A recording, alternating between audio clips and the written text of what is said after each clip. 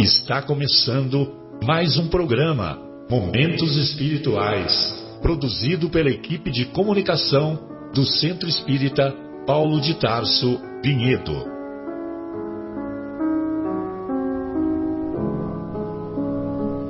Se guardas contigo o estigma do sofrimento, indagando pela solução dos velhos problemas do ser e da dor, se percebes a nuvem que prenuncia a tormenta e o vórtice traiçoeiro das ondas em que navegas, vem conosco, estudemos a rota de nossa multimilenar romagem no tempo, para sentirmos o calor da flama de nosso próprio espírito, a palpitar, imorredouro na eternidade, e acendendo o lume da esperança, perceberemos juntos, em exaltação de alegria, que Deus, o Pai de infinita bondade, nos traçou a divina destinação para além das estrelas.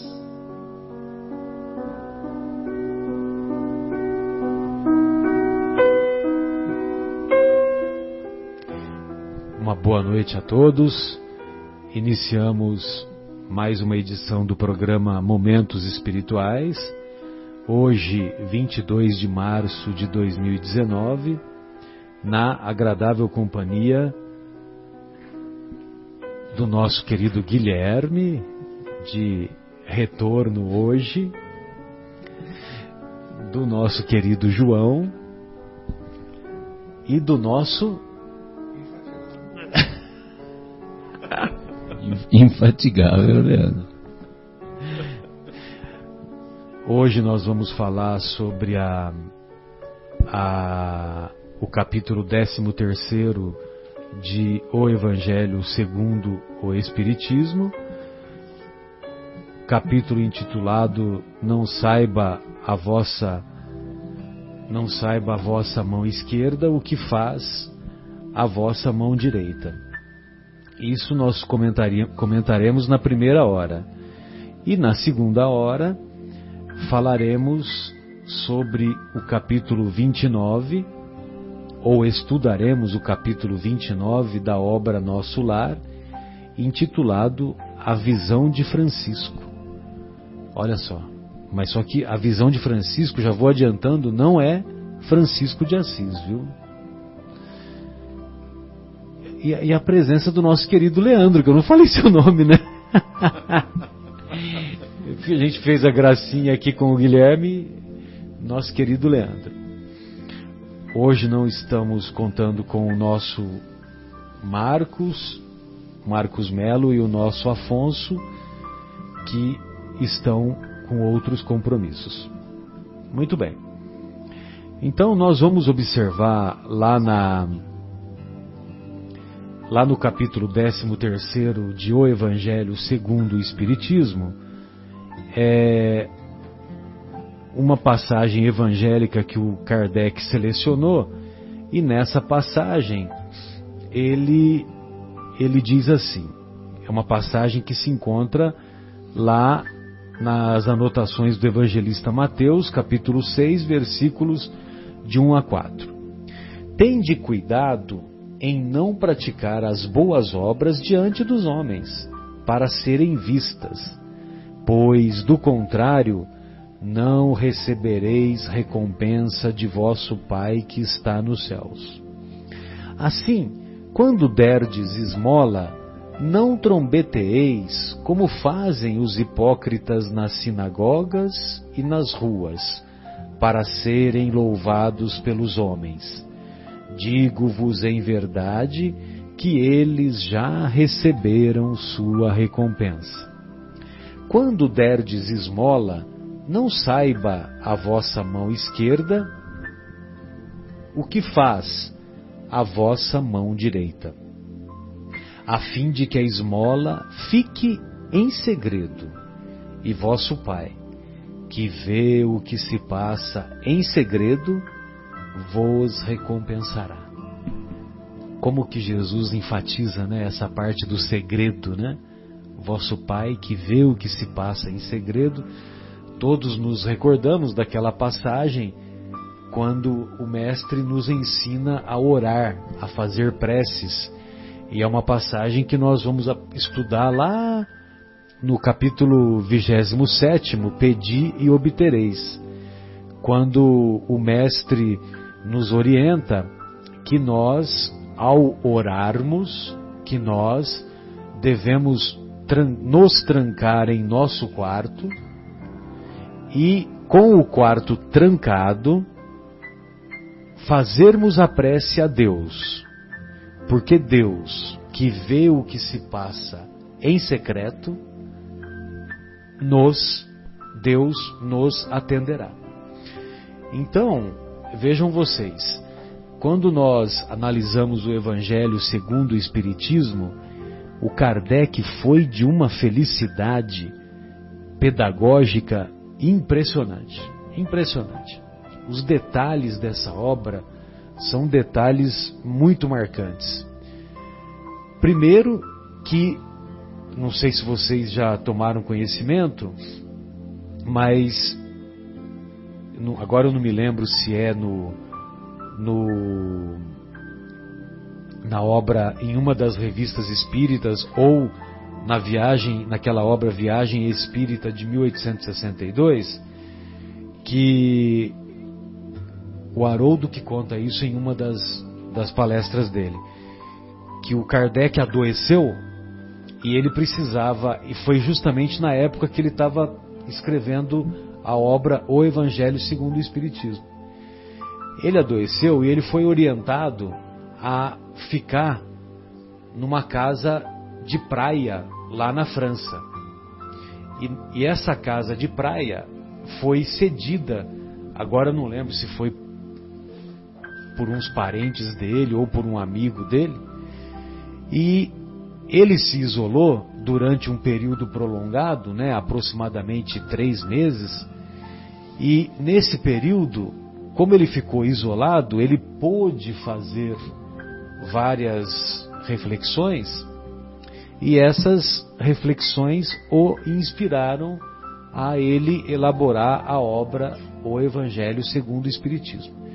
Então, essa obra foi escrita num ambiente de muita reflexão, e talvez por isso que ele teve essa percepção que nós observamos na pedagogia ao analisarmos capítulo a capítulo. Bem, basta ver que na introdução ele coloca os conceitos de Sócrates e Platão. Aliás, nós até deveríamos sugerir para os nossos amigos lá do Paulo de Tarso para também colocarem a introdução, porque a introdução ela é muito rica, de conceitos e de ensinos, Aí depois, o primeiro capítulo é Não vim destruir a lei.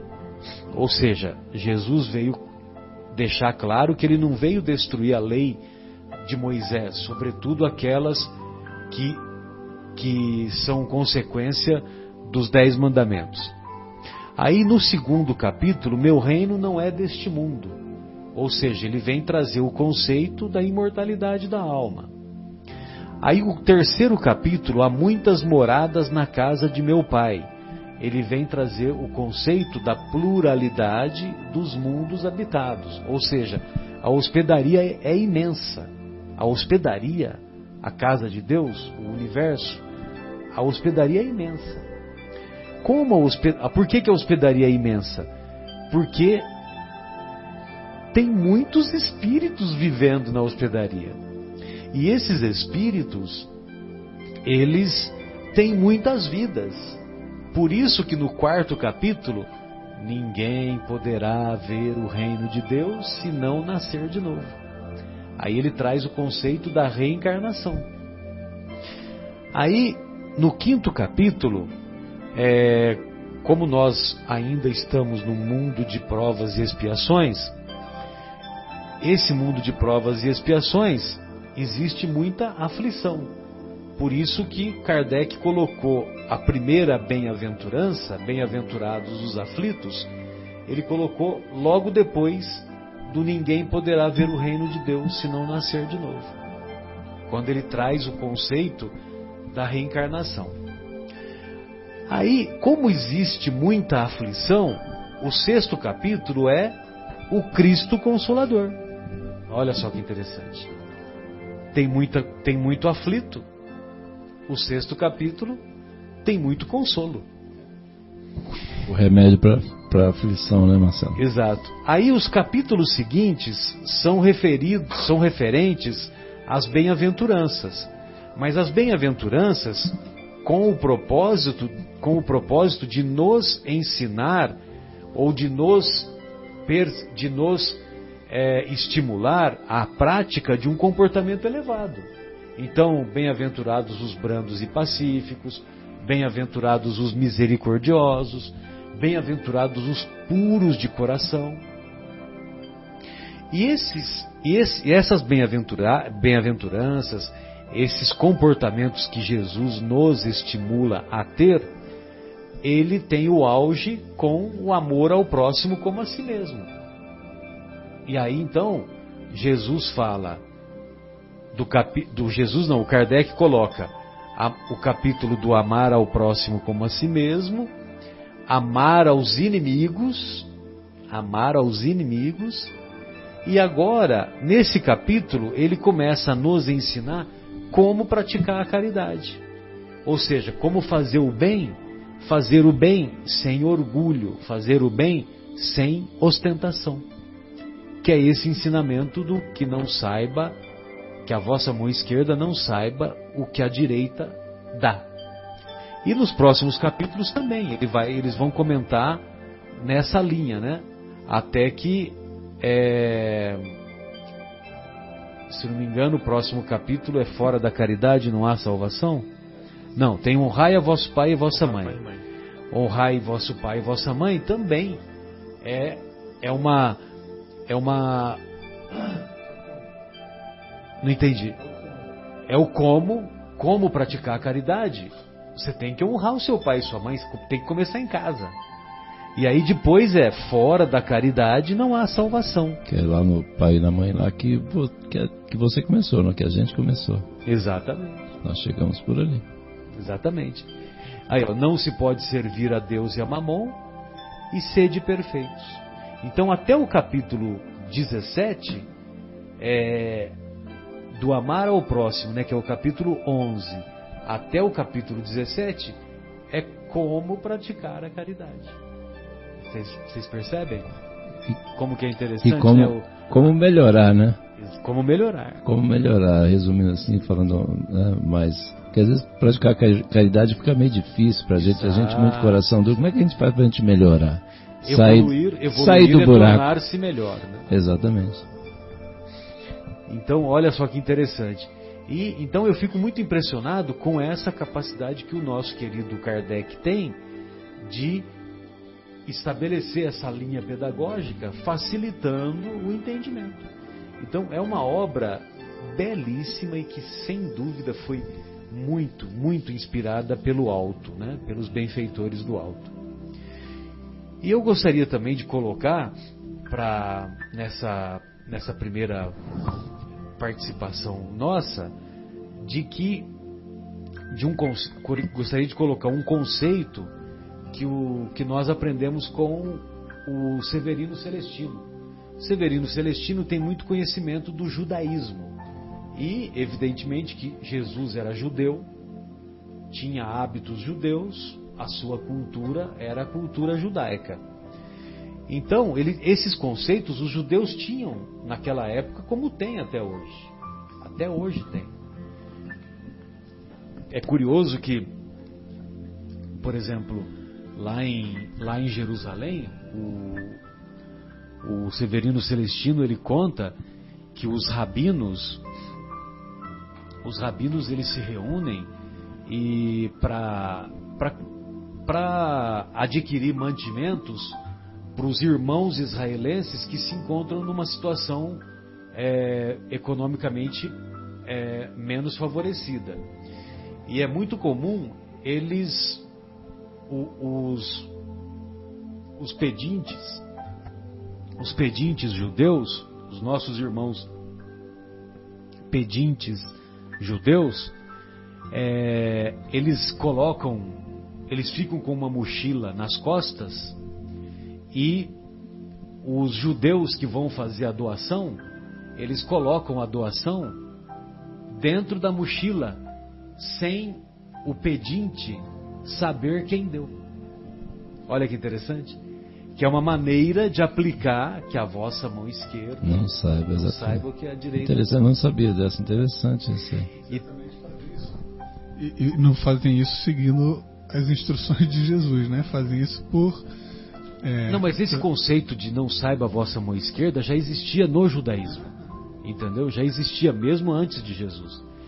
Assim, eu estou ilustrando que assim, a gente está estudando aqui o Evangelho essa passagem está no Novo Testamento, onde Jesus ensina isso, e eles que não acreditam que Jesus era o Messias, ainda estão esperando, né? Exato. Fazem isso com o aprendizado de algo que tem na Torá, provavelmente, vindo de Deus, né? Exato. E é numa situação como essa como a gente vê a riqueza da cultura judaica. A riqueza.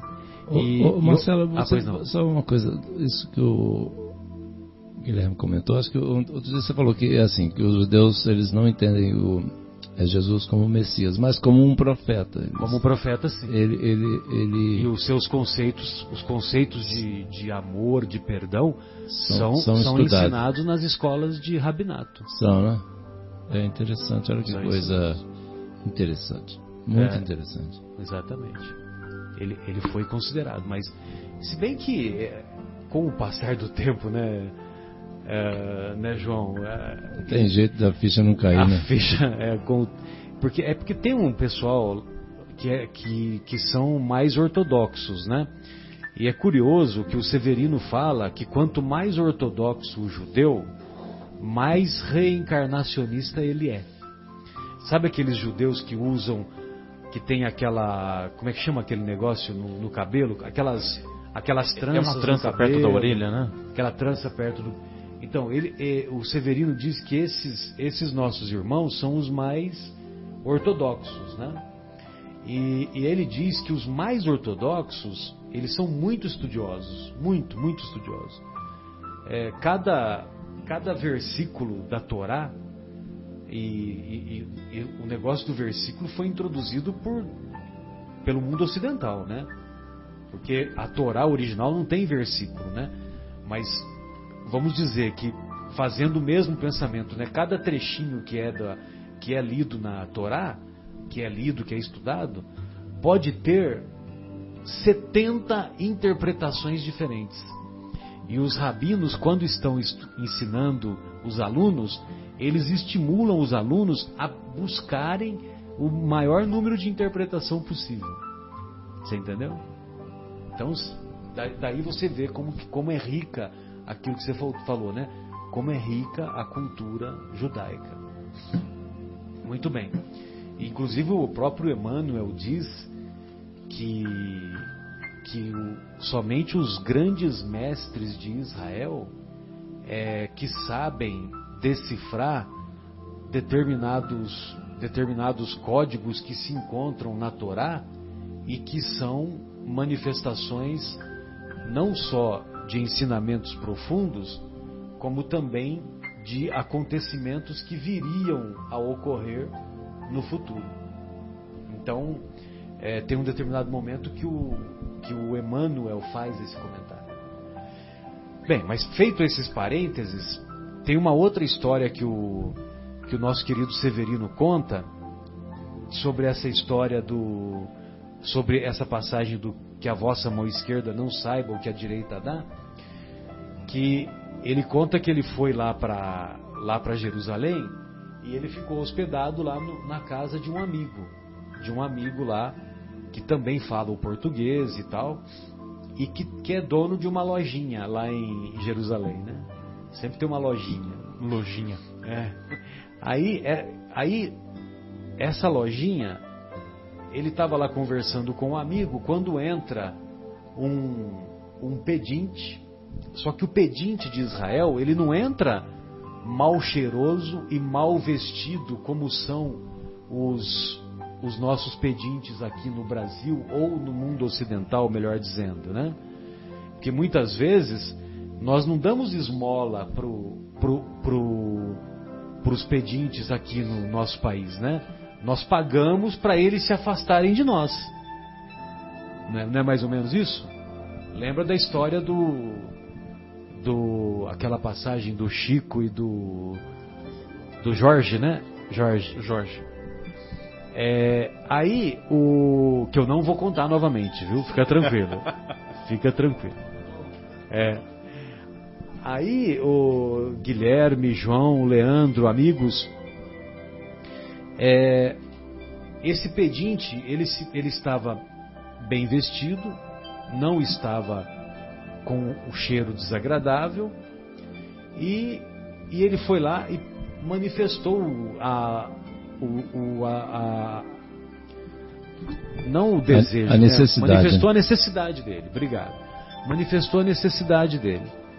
E aí, o dono da lojinha foi até o caixa, estendeu a mão, não olhando para o caixa, pegou uma determinada quantia de dinheiro, em nenhum momento olhou para a mão e colocou no bolso daquele irmão que foi solicitar a ajuda financeira. Quando esse pedinte saiu, não foi o pedinte que agradeceu. Quem agradeceu foi quem deu a esmola. Quem deu a esmola, quem deu aquela determinada quantia em dinheiro. Que interessante também, né? Ele que agradeceu. Impressionante. Porque aí o Severino, ele conta que ele ficou impressionado com aquela cena, né? E aí, quando ele estava a sós com um amigo, ele falou: nossa, mas que bela caridade você acabou de praticar. E esse amigo do Severino disse: olha, eu não fiz caridade nenhuma. Porque a palavra caridade lá, no judaísmo, ela pode ser usada, tem vários significados. Uma palavra tem vários significados. Então, ela é usada como justiça, como donativo, como esmola, como beneficência, como caridade. Entendeu? Eu até me esqueci qual o nome lá, agora me fugiu. E aí, então, ele diz que, na verdade, ele considera que ele estava praticando uma justiça. Ou seja, ele tem mais, estava dando para uma pessoa, para um irmão que tem menos. Então, ele estava estabelecendo a justiça na sociedade onde ele está inserido. Por isso que ele agradeceu o pedinte. Ele agradeceu o pedinte porque o pedinte estava sendo um instrumento para ele praticar a justiça. Muito lindo isso. Você vê que interessante? E o interessante é, reforçando, né? Relembrando que ele, quando ele se dirigiu ao caixa da lojinha, ele colocou a mão sem olhar quanto que ele pegou de dinheiro. Poderia ter sido qualquer quantia. Poderia ter sido qualquer quantia. Não. Então, quer dizer, essa é uma manifestação de oferecer esmola, de oferecer essa caridade material, é uma oportunidade que a gente tem para, pelo menos, diminuir o sofrimento dos nossos irmãos quando nos abordam, né? Lógico que, infelizmente, tem profissionais da mendicância, tem pessoas que exploram crianças nos faróis, exploram pedintes para que esses pedintes distribuam uma certa porcentagem com os exploradores, né? Infelizmente tem de tudo aqui, né? Aqui no nosso mundo ocidental, talvez lá também, lá no Oriente também deve ter algo semelhante.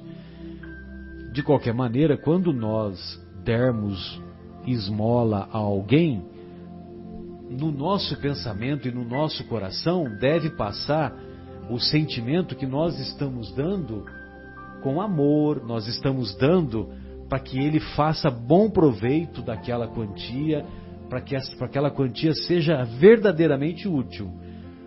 Mas se ele não vai fazer bom uso daquela quantia que foi dada, o problema é dele.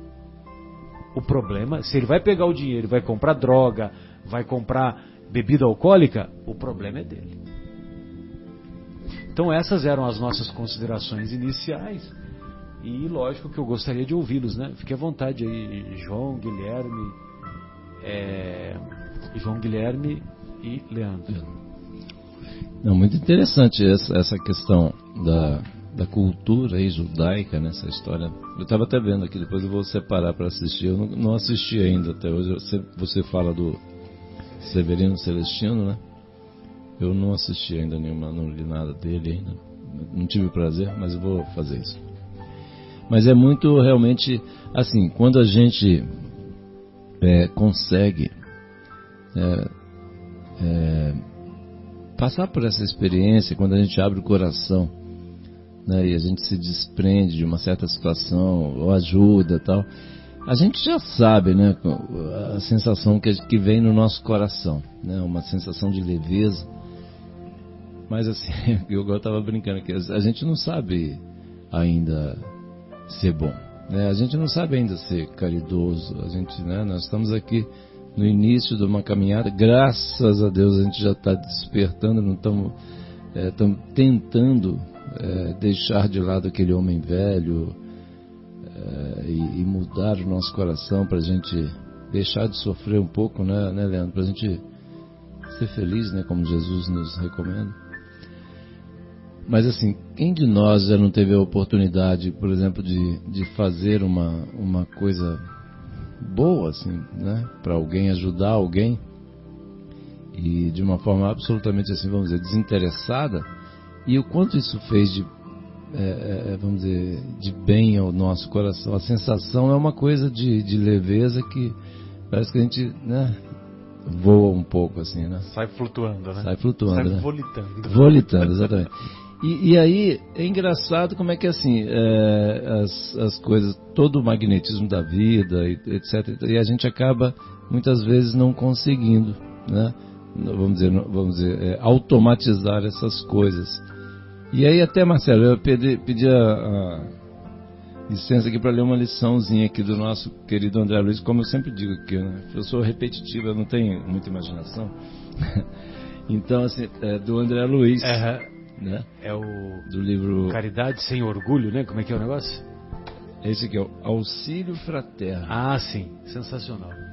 É a lição aqui do Vivendo o Evangelho, volume 1. Inclusive, ontem eu a comentei lá na... Essa daqui? Na quinta-feira, lá no Jardim Itália. No Jardim Itália. Então, e esse livro aqui, que quem trouxe, quem pelo menos que me indicou foi o nosso querido Fabinho. Um abraço aí, Fabinho, saudade.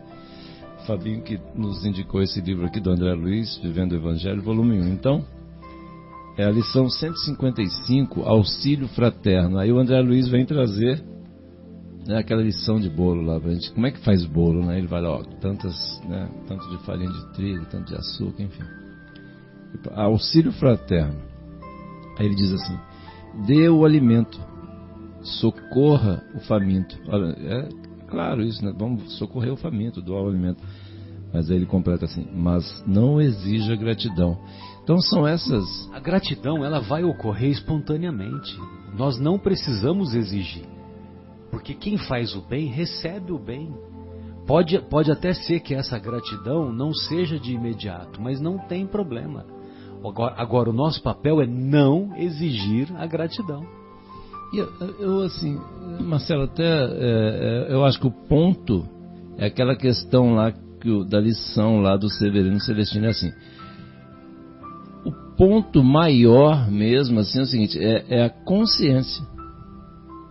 Mesmo que não venha, que não aconteça, mesmo que a pessoa, por exemplo, chega aquela questão, deposita lá numa vamos dizer, uma cesta de alimentos, etc., de uma forma totalmente anônima. Ninguém nunca vai saber quem doou, né?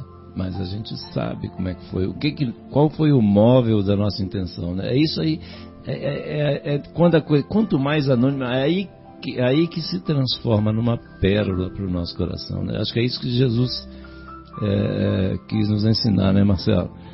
Né? Então, assim, dê o alimento, socorra o faminto, mas não exija gratidão. Então, assim, o André Luiz, ele vai nos dando, assim, dicas, né?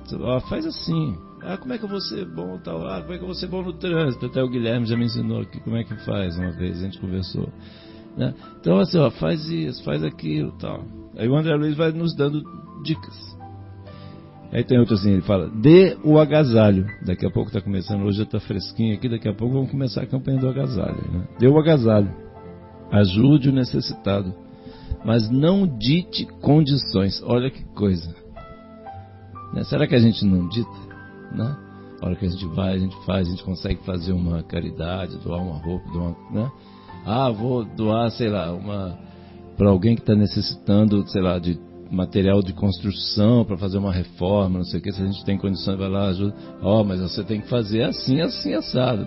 Segue o meu projeto. É um absurdo, né? A gente é muito coração duro. Mas vamos lá, o André Luiz vai nos ajudando aqui, né, Marcelão? Outro aqui, dê o calçado, auxilie o infeliz, mas não faça inquérito. Né? Perguntar como é que ele vai, você vai usar esse sapato para ir na igreja ou ir no centro espírita? Para com isso. Você dá o sapato e serve e passa, né? Como Jesus falou, né? Serve e passa. Dê o remédio. Ampare o doente. Mas não levante suspeita. Olha que coisa essa aqui, né, Marcelo? Não levante suspeita. Você já vai pensar, por que o cara está com aquela doença? Você já vai começar a pensar mal, né? Ajuda e pronto, vai embora. Dê o enxoval. Olha que coisa, nossa, fico até emocionado aqui. Dê o enxoval. Proteja a criança. Mas não duvide da mãe. Nossa, meu Deus do céu. Né?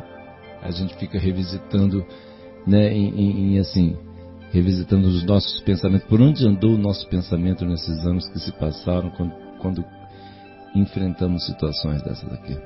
É ou não é? Aí aquela última aqui, mais bonitinha. Dê o dinheiro, atenda ao pedido, mas não cause humilhação. Nossa, né? Esse aqui acho que assim... O objetivo de colocar na mochila, né, no exemplo que eu citei há pouco, é justamente para não humilhar, né? Sabedoria é um negócio impressionante. Quantas vezes você vai dar dinheiro para alguém e quando você abre a tua carteira, você pega aquela nota mais surradinha, né? E a novinha fica com você do mesmo valor. Eu falo por mim, o reflexo meu sempre é pegar a nota mais surradinha. Até isso daí, por que não dar a nota mais novinha para a pessoa que está precisando, né? O valor da moeda é o mesmo, mas assim, é o nosso ato, é o nosso reflexo de... acaba sendo uma maneira de humilhar, né? É um dos dois, né, uma das duas chagas aí da humanidade que convive aqui no nosso coração, que é aquela coisa chamada egoísmo. Né? O nosso egoísmo ainda falando mais alto, mesmo numa situação de caridade. Mas assim, a gente não pode desesperar e nem achar que o mundo está acabando. Nós já estamos melhorando. Até uns tempos atrás a gente nem pensava em estar aqui discutindo, igual a gente está aqui conversando sobre as palavras de Jesus, aceitando que a gente está errado, né? Já é um caminho, já é uma mudança, né? Então o nosso querido André Luiz, um abraço, André Luiz, assim, ele termina assim, porque ele é muito, eu sou fã assim, incondicional dele, porque nossa, olha como é que ele fala, que coisa linda. A beneficência não é ajuda qualquer, é auxílio fraterno que não se ostenta nem desdenha o necessitado, pois o bem que se faz ao próximo é sempre um bem a si mesmo. Olha que coisa, gente. Né? Olha que coisa maravilhosa. A gente está crente que está ajudando o outro lá, a gente está ajudando a gente mesmo aqui. Né? E de novo, né, eu sempre cito a nossa querida Dona Marta, minha amiga lá, Dona Marta Laurito, lá de São Paulo. Ela falava muito isso assim, ela sempre batia nessa tecla. Assim, a hora que a gente pensa que a gente está ajudando a gente, está ajudando o outro, nada. Porque o que Jesus falou? Quando ajudar aqueles pequeninos, né? A quem que a gente está ajudando? É Ele mesmo, né? Quer dizer, então nós estamos trabalhando por Jesus. Olha que coisa, olha que emprego bom. Não, e mesmo que você não queira, né? Quem faz o bem, recebe o bem, mesmo que você não queira. Por quê? Porque isso é da lei. Né? Como diz o nosso querido Agnello, é da lei, cara pálida. E a gente é rápido em julgar também, né? Porque você já viu ele falar cara pálida? Já. A gente é muito rápido no nosso julgamento. Então, estava vendo um documentário no Netflix sobre aquela menina lourinha, a Madeleine McCann, que sumiu há uns 10 anos atrás. Ela é acho que foi o caso de sequestro infantil mais divulgado na internet, não sei se vocês se lembram. Eles estavam viajando em Portugal, né? E estavam jantando no restaurante do hotel com vista para o quarto onde eles estavam, onde a menina estava dormindo, com o casalzinho de gêmeos que são os irmãozinhos dela. E quando um dos pais foi fazer uma ronda que eles estavam fazendo a cada 15 minutos, chegou no quarto, a menina não estava lá. E isso daí foi uma repercussão enorme, internacional. E assim, no princípio, com entre 1 e 2 anos de desaparecidos, a mãe era a principal suspeita, o pai também.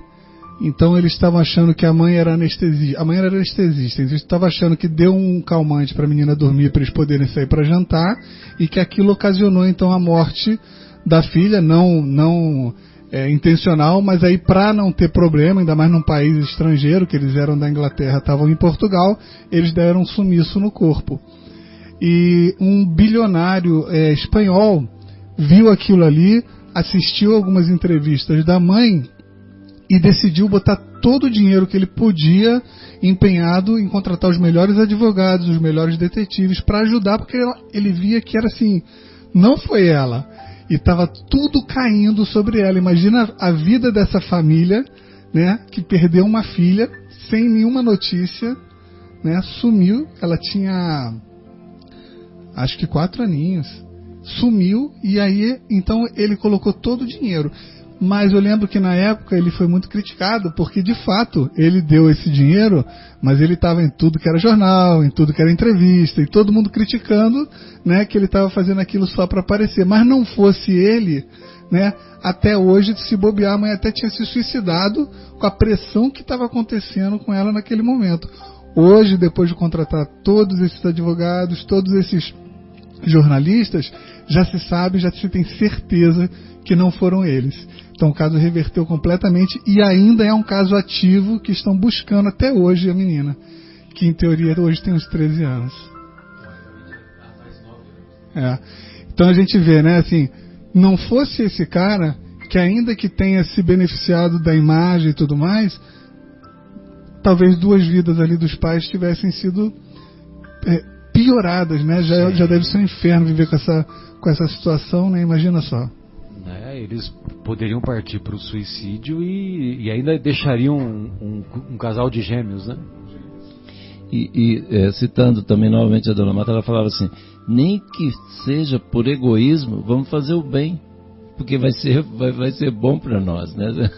Mais ou menos nessa linha que eu acredito que assim, o móvel, né, dessa pessoa que fez isso aí não tenha sido assim, mas assim, que a gente julga muito rápido, igual você falou, né, Guilherme? Mas assim, que situação desesperadora, que desespero absoluto a vida de uma família numa situação dessa, né? Então a gente tem que tomar muito cuidado. Todo cuidado aí ainda é pouco, né, Marcelo? Sem dúvida. E nessa linha aí do nosso querido Guilherme, e também voltando àquela história de fazer o bem em segredo, porque Deus vê o que se passa em segredo.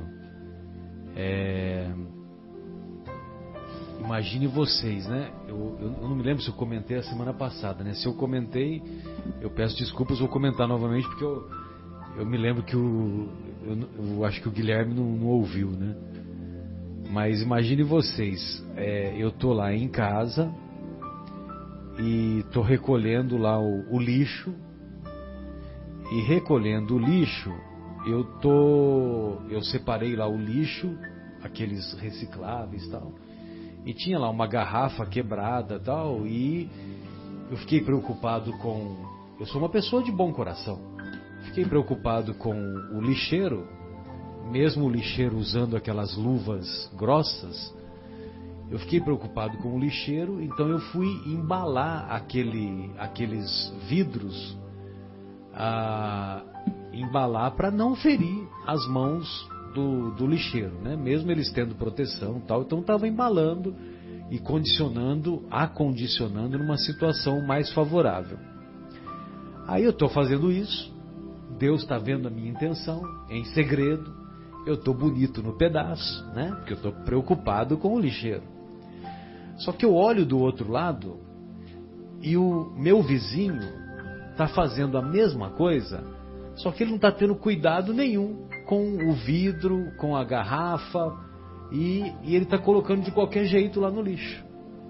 Aí nesse momento, eu, um ser espiritualizado, espírita, evoluído, de bom coração, nesse momento eu olho aquela cena e o que eu penso? É um desqualificado esse meu vizinho. É aquilo que o Guilherme falou. É rápido no gatilho para julgar, né, Marcelo? Esse meu vizinho é desqualificado. Então, quer dizer, todo o mérito, né? Por isso que você falou, né? Que a gente já progrediu muito, a gente já melhorou muito. Mas a gente precisa melhorar mais. Porque todo o mérito da preocupação lá com as mãos do lixeiro se esvai por causa desse pensamento infeliz. Porque esse pensamento Deus também vê em segredo, né?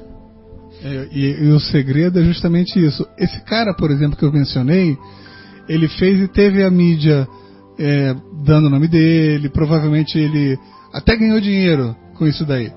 Mas o segredo é o coração dele. Deus vê qual é a intenção dele. Porque se a intenção dele de fato for na mídia e tudo mais, realmente não vale nada. Mas se no coração dele ele fez isso para ajudar aquela família, para ajudar aquela mãe que ele sentiu piedade da mãe e tudo mais, então aí tá valendo. Ainda que ele tenha tido todo esse outro resto que a gente está falando. Que o segredo não é quatro paredes, né? O segredo é o coração, né? É dentro do coração a intenção, né? Exato. Eu até digo assim, desculpe, Marcelo, te interromper.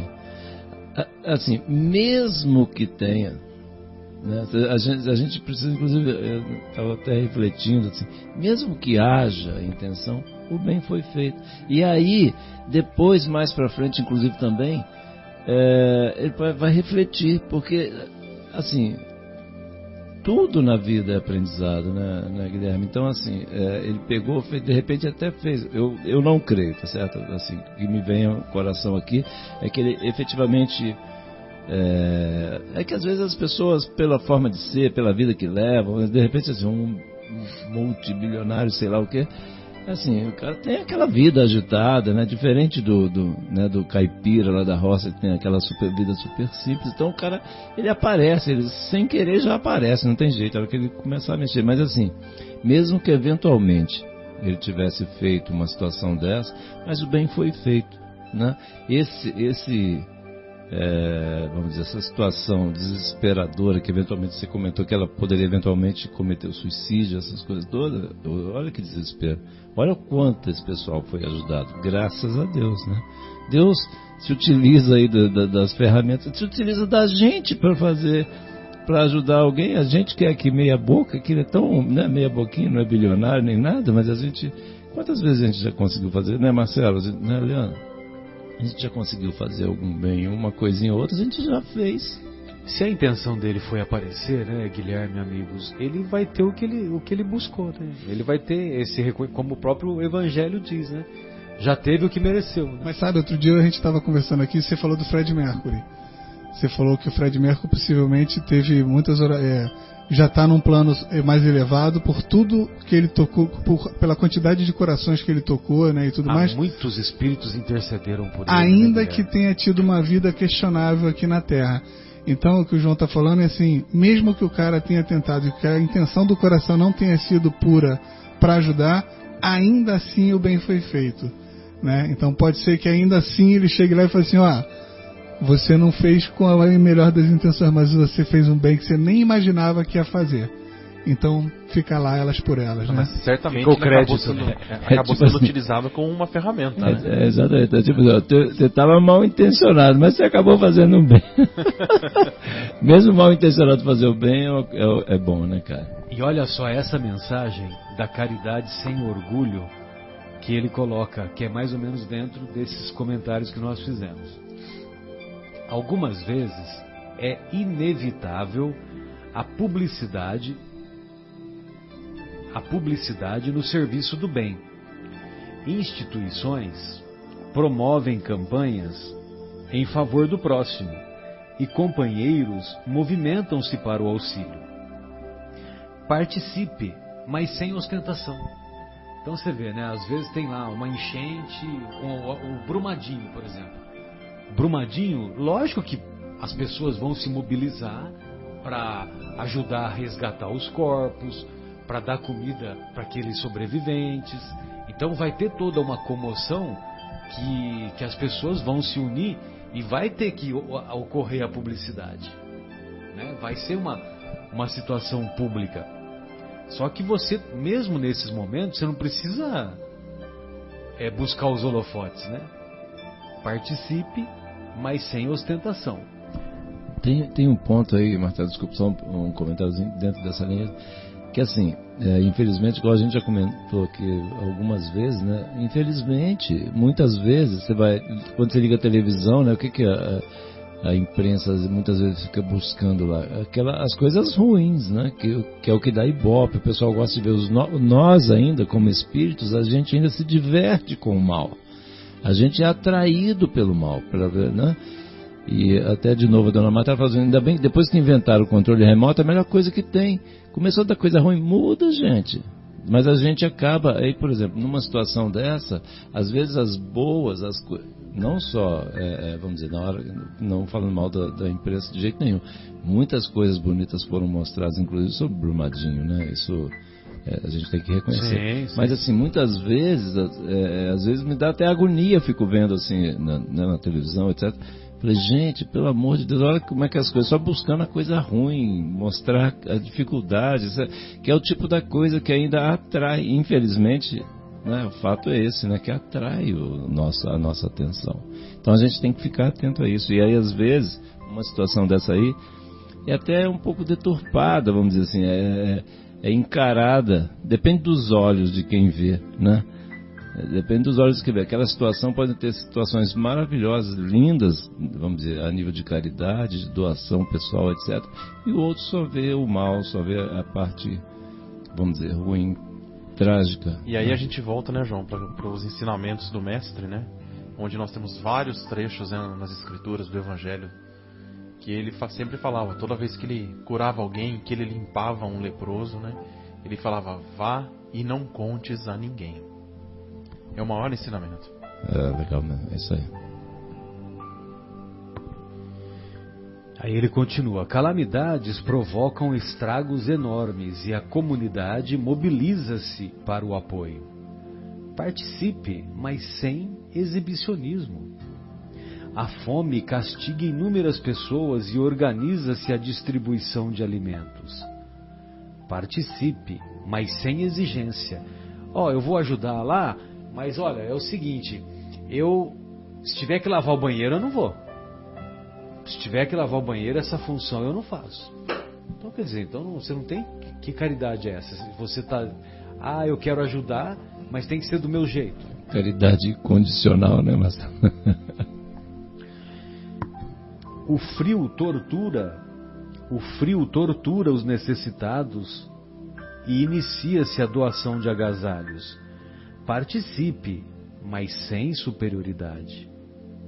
A miséria infelicita muitas famílias e irmãos providenciam recursos. Participe, mas sem presunção. Em muitas ocasiões é impossível esconder o bem que se faz, mas é sempre possível fazer caridade sem ostentar orgulho.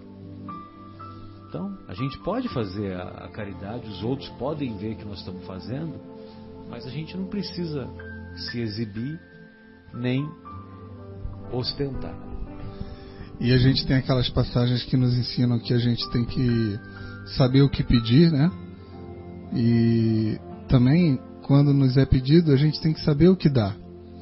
Porque, como o Marcelo falou no início, às vezes a gente paga para o pedinte ir embora, quando na verdade ele precisa de um abraço, não só daquele dinheiro, né? Às vezes o pedinte está pedindo dinheiro porque sequer sabe que existe uma outra maneira de ganhar dinheiro sem ser pedindo, então talvez ofereça um trabalho, né? Então a gente também tem a responsabilidade de não só dar o apoio, não só material, mas também o apoio moral e caridoso, mas também saber, se tivermos um pouco mais de discernimento, escolher e tentar mostrar assim, dar o que de fato aquela pessoa pode estar precisando. Às vezes ela precisa de um abraço, às vezes ela precisa de um trabalho, né? Mas é mais fácil pagar para ele ir embora e a gente continuar com a nossa vida, né? Às vezes precisa, por exemplo, de algumas palavras de direcionamento, né? De auxílio, né? De conforto. De atenção, exatamente. De ouvir. Às vezes a pessoa quer só alguém para ouvir, porque às vezes ninguém para ouvir. Aí você para ouvir, a pessoa só fala um pouquinho, fala, nossa, depois, nossa, me fez tão bem conversar com você. Tipo assim, você pensa assim, mas eu só ouvi, mas tudo bem. O importante é que você está bem, vai com Deus, não é? Aconteceu um fato bastante inusitado comigo, foi uma surpresa, mas ao mesmo tempo também, toda vez que eu me recordo, eu fico bastante emocionado. No sábado de manhã, quando nós estamos lá no Jardim Itália, né, fazendo café da manhã para os assistidos e tudo mais, nós sabemos, né, lá também vão alguns moradores de rua. E tem um rapaz que todo sábado ele estava lá. E teve um dos sábados, né, esse rapaz morador de rua, e a gente sempre conversa, né, serve o café, o leite, o pão, né, e conversa com eles. E teve um dia que ele chegou para mim e falou assim, eu queria te pedir uma coisa. Eu falei, pode pedir, o que você precisa? Ele falou pra mim, me dá um abraço. Aí eu dei um abraço nele, assim, um abraço apertado, aquele abraço gostoso de alguns segundos que parecem minutos, né? E aí depois ele olhou pra mim assim, lágrimas escorrendo dos olhos dele, foi assim uma situação... ele me pegou totalmente desprevenido, eu não estava imaginando que aquilo fosse inusitado, acontecer. Né? Exatamente, eu não estava imaginando que aquilo fosse acontecer. Foi assim uma experiência incrível. Só queria um abraço. Imagino. Já tem um dos vídeos que rolam aí nesse WhatsApp da vida, assim, tem um cara que ele tem um cartaz assim dizendo que ele quer um abraço, as pessoas vão e dão um abraço, assim, né? É muito emocionante assim também, só isso, eu não quero nada, só quero um abraço. Não é dinheiro, não, é um abraço, dá um abraço, é um barato, né, cara? É muito legal, é impressionante, que legal essa sua experiência. E assim, aquilo que a gente estava falando, né, que o Marcelo que tem, né, fala da terapia, da abraçoterapia, né, Marcelo? Mas assim, olha só como é que a gente hoje, né, já deu uma melhorada, né? Todos nós, os ouvintes, vamos refletir. A gente já não deu uma melhoradinha? Até um tempo atrás a gente olhava alguém e falava um negócio desse e falava, besteira, não é? Hoje não, a gente até já se emociona. E muito, eu imagino. Numa situação dessa lá, que eu ia chorar mais do que o cara, né? Eu, no meu caso, não tenha dúvida que eu ia chorar um monte. Aí depois eu falei, agora você me abraça, porque... Me socorre agora. Me socorre agora, quem está precisando de um abraço sou eu. Então vejam vocês que é dentro desse capítulo também que tem uma mensagem belíssima da irmã Rosália, intitulada A Caridade Moral e a Caridade Material. E um ponto assim que é importante que ela bate, que ela dá ênfase, é que nós, diz ela, nós os benfeitores espirituais só pedimos que vocês se suportem uns aos outros. E muitas vezes nós não temos nem essa capacidade de nos suportarmos, né? Então, quer dizer, que a caridade chocante, né, material que e moral, né? Que chocante que é pra gente, às vezes... Uma coisa que eu estava pensando outro dia, assim, né? Se, vamos dizer, a gente ficasse filmando 100% das nossas reações, né? E aí de vez em quando passasse, assim, pra gente olhar o filme e falar assim... Quem que é aquele bicho ali? Quem é aquele bicho, aquela coisa horrorosa com aquela reação? Olha que cara, olha que olhar. Não falou nada não, mas olha que olhar, né? Então, assim, não é uma coisa... Mas eu acho que quando nós chegamos lá na realidade espiritual, viu, João? Eu acho que nós temos acesso a esses vídeos aí, viu? Eu acho que deve ter, viu? No nosso lar, a irmã, a dona Laura, né, e o marido tiveram acesso só há 300 anos. Mais de 300, lembra disso, né? Eu lembro. Não, isso, na realidade, nas reuniões, né, espirituais, nas quintas-feiras aí e tal, assim, as cenas são mostradas aos espíritos, como a gente até já comentou, assim, é um trabalho muito caridoso dos benfeitores espirituais, né, porque muitos chegam lá, vamos dizer, passa uma situação de dificuldade, né, que na realidade já era vamos dizer, passa por alguém indo afora, vamos dizer assim, de alguma situação, mas ele esquece que lá no passado quem começou a situação foi ele. Aí os espíritos, né, os benfeitores vêm, trazem, né, tipo um vídeo, né, como o Guilherme falou, traz uma imagem desse espírito fazendo aquela mesma coisa, ou pior, né, com o outro. Aí ele falou, tá vendo onde começou o negócio? E aí exatamente esse vídeo já é o suficiente para simplesmente desmonta. Aí ele fala, putz, então é por isso. Então, mais ou menos assim, desculpa a vergonha que eu passei. Mas eles falam mais ou menos bem assim mesmo. Muitos pedem desculpa pela forma agressiva, né, que quando chegam e tal, né, Marcelo? Então, porque são transformados. Essa atividade é uma coisa simplesmente maravilhosa, né? Cada um dos irmãos que é atendido, que é encaminhado e tal, né? Algum tempo atrás fomos nós, né? E a gente poder participar de situações dessas, eu sempre falo assim, é uma coisa simplesmente sensacional. Muito bom. Então vamos partir para nossa pausa musical, né, Leandro? Vamos lá. E como nós começamos a fazer alguns comentários da vida no mundo espiritual, daqui a pouco nós abordaremos o capítulo 29 da obra Nosso Lar.